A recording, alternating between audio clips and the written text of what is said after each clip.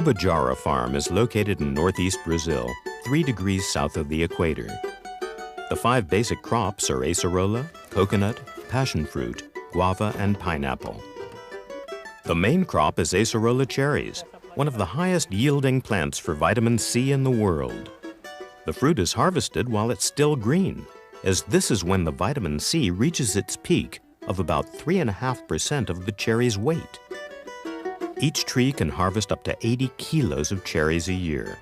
The farm has around 188 hectares of acerola, which produces over 3 million kilos of fruit a year. After picking, the fruit is immediately taken to the farm's own juicing operation, where it concentrates the acerola juice by 300%, ready for shipment to Nutrilite's facilities in Buena Park, California. Richard Charity is Nutrilite's farm development manager.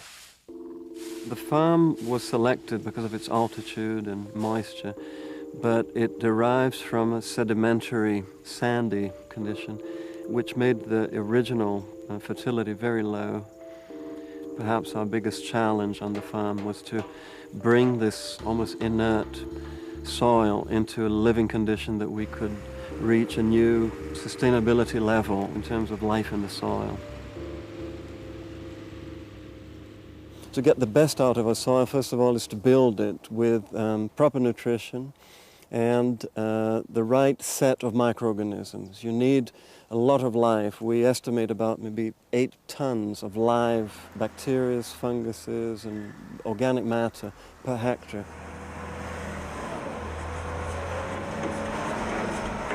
Ubajara is now almost self-sufficient regarding its soil fertility.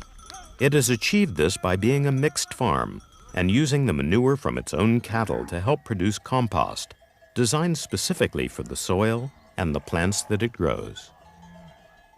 I think biodynamics expands the principles of organic farming in that it organizes all its different elements so that in the end, ultimately, these elements start working and supporting each other. And then we create a sort of an organism with its own life.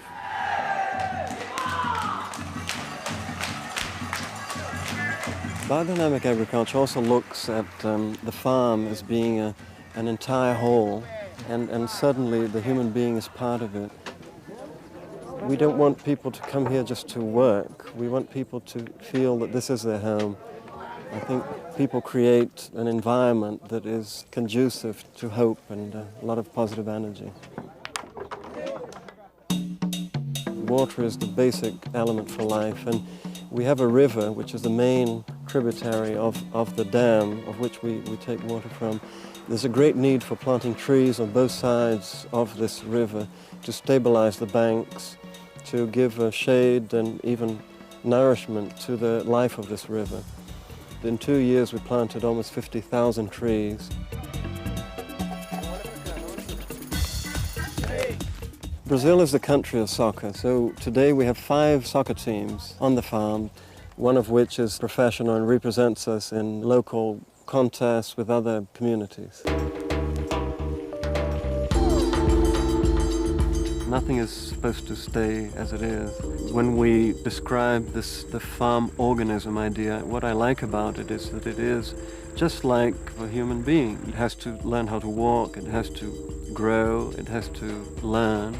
In the same way, a farm is born in a sense that you start creating the diversified elements, and then slowly you integrate these elements so that they start really performing as organs within this farm, and that each organ has a specific function, and they all work together to make this farm self-supporting, self-regulating. The vision for Nutrilite farming practices is to continue going beyond organic principles, to become truly biodynamic in all our activities, to create an example that will lead to the development of responsible, sustainable farming that positively benefits our world through both its produce of operation. My personal dream is to contribute to changing the face of the Earth's agriculture.